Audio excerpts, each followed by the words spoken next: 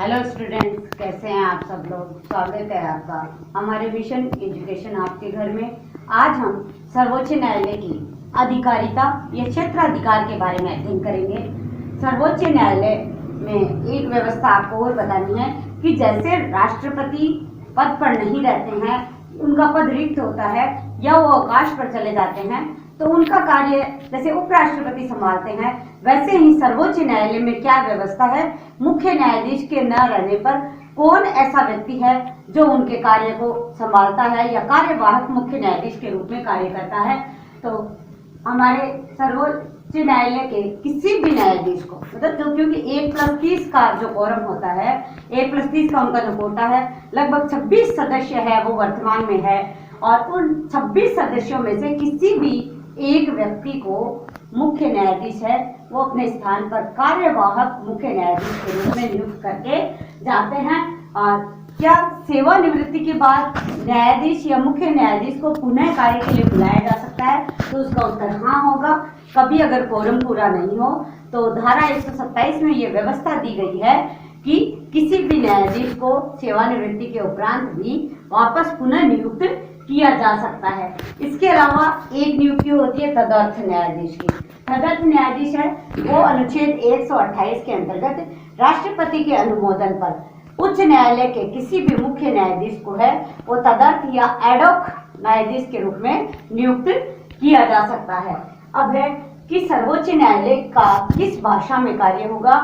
उत्तर सिर्फ एक है, सर्वोच्च न्यायालय का संपूर्ण कार्य अंग्रेजी भाषा में होता है, ऐसा संविधान में उल्लेखित किया गया है। सर्वोच्च न्यायालय है वो दिल्ली में ही स्थित होगा, ऐसा भी संविधान की धारा 130 में लिखा गया है।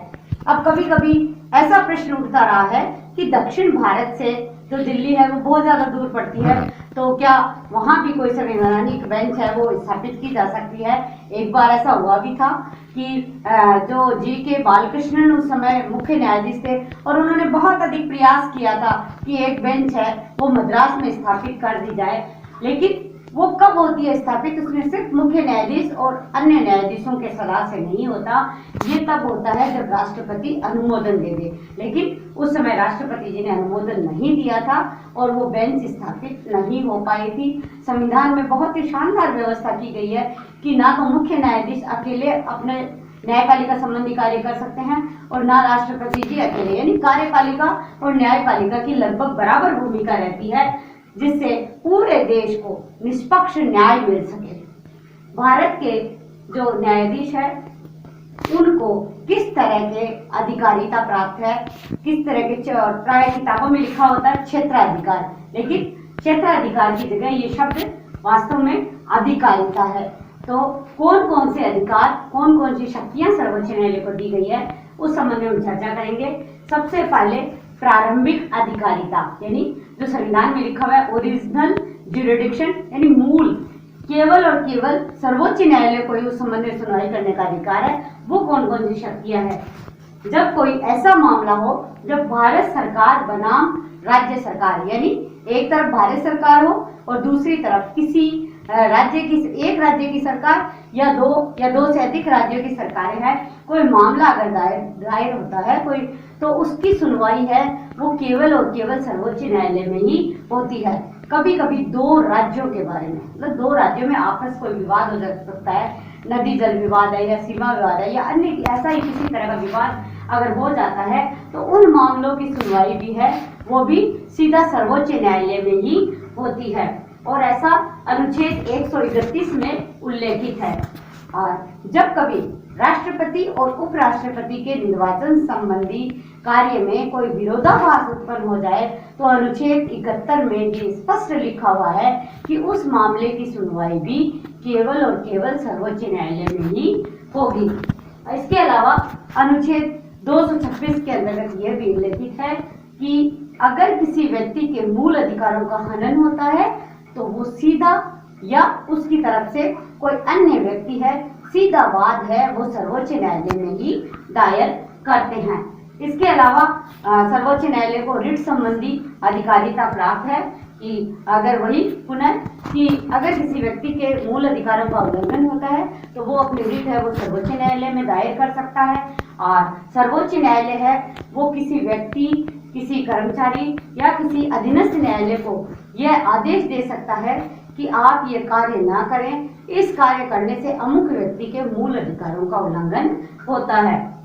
इसके अलावा अपीलीय क्षेत्राधिकार अनुच्छेद 132 में आपराधिक और दीवानी मामलों के संबंध में अगर उच्च न्यायालय के द्वारा कोई फैसला दे दिया गया है और संबंधित पक्षकार है वो उससे संतुष्ट नहीं है तो वो अपनी अपील है वो सर्वोच्च न्यायालय में दायर कर सकता है।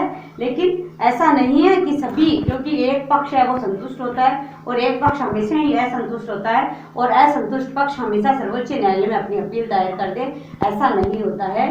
संबंधित उच्च न्यायालय इस बात का प्रमाण पत्र उस व्यक्ति को देता है कि उक्त मामला है वो अपील के लिए सर्वोच्च न्यायालय में ले जाया जा सकता है। उस प्रमाण पत्र के आधार पर ही अपील सर्वोच्च न्यायालय में की जा सकती है। और संविधान की अगर कोई व्याख्या का प्रश्न है या जो संविधान में उल्लिखित शब्द है निर्वचन संबंधी कोई है तब भी उसका सीधी अपील है वो सर्वोच्च न्यायालय में की जा सकती है कि उक्त कार्य में संविधान की व्याख्या है वो निहित है, संविधान की व्याख्या करनी है। क्योंकि जैसा हम संविधान की शब्दावली पढ़ते हैं वैसा मूल संविधान में नहीं लिखा होता, उसकी व्याख्या है उस शब्दावली में क्या निहित है इसके ऊपर सर्वोच्च न्यायालय अपना निर्णय देता है। इसके अलावा सर्वोच्च न्यायालय में अनुच्छेद 136 के तहत SLP स्पेशल लीव पिटीशन है वो भी दायर होती है और ये विशेष याचिकाएं कई मामलों में है वो उनके निर्णय सुरक्षित भी रखे जाते हैं और मान्य भी होते हैं। अनुच्छेद 262 के अंतर्गत संसद को यह अधिकार है कि संसद है कोई प्राधिकरण या ट्रिब्यूनल है वो गठित कर सकती है और उसके द्वारा किए गए कार्य है वो सर्वोच्च न्यायालय के समान ही उसके निर्णय मान्य होते हैं। चौथा सर्वोच्च न्यायालय की अधिकारिता में आता है सलाह संबंधी अधिकारिता। हमने राष्ट्रपति प्रकरण पढ़ा तब हमने विस्तृत चर्चा की थी कि राष्ट्रपति है वो किसी भी मामले में जहां संविधान की व्याख्या का प्रश्न हो या कोई लोकहित का मामला हो तो सर्वोच्च न्यायालय के मुख्य न्यायाधीश से उस मामले में सलाह ले सकता है कि इसमें वास्तव में संविधान में निहित क्या है, क्या संविधान का मूल ढांचा है उसका उल्लंघन तो नहीं हो रहा है। ऐसी जो सलाह है वो राष्ट्रपति द्वारा सर्वोच्च न्यायालय के मुख्य न्यायाधीश से मांगी जाती है। एक प्रश्न हो सकता है कि क्या राष्ट्रपति को सर्वोच्च न्यायालय द्वारा दी गई सलाह है वो माननी अनिवार्य है या अगर राष्ट्रपति है वो सलाह मांगे तो क्या मुख्य न्यायाधीश है वो सलाह देने के लिए बाध्य है। तो इसमें दोनों के लिए कोई बाध्यकारिता नहीं है, कोई जरूरी नहीं है कि वो जो सलाह दे वो माने ही और ये भी कोई जरूरी नहीं है कि मुख्य न्यायाधीश है वो राष्ट्रपति द्वारा मांगी गई सलाह दे। लेकिन ऐसी व्यवस्था इसलिए की गई है कि इससे सरकार महत्वपूर्ण मामलों में परामर्श ले लेती है तो बाद में जो कानून संबंधी विवाद होते हैं उससे बचा जा सकता है। इससे समय की भी बचत होती है और लोकहित है वो भी बना रहता है। इसके अलावा सर्वोच्च न्यायालय है वो अभिलेख न्यायालय का भी कार्य करता है। इसको कहते हैं कोर्ट ऑफ रिकॉर्ड्स। सर्वोच्च न्यायालय द्वारा दिए गए जो निर्णय हैं वो अभिलेख के रूप में हमेशा सुरक्षित रहते हैं। अन्य मामलों में उनका सहारा लिया जा सकता है और उच्च न्यायालय या अधीनस्थ न्यायालय है अन्य जो जिला न्यायालय वो भी उस आधार पर निर्णय भी देते हैं। और ये जो अभिलेख है उसका उर्दू शब्द लिखा गया हमारे संविधान में कि नजीर के रूप में हमेशा पेश किए जाते हैं और अंग्रेजी में इसे रेफरेंस या हिंदी में संदर्भ है उसके बारे में लिखा गया है।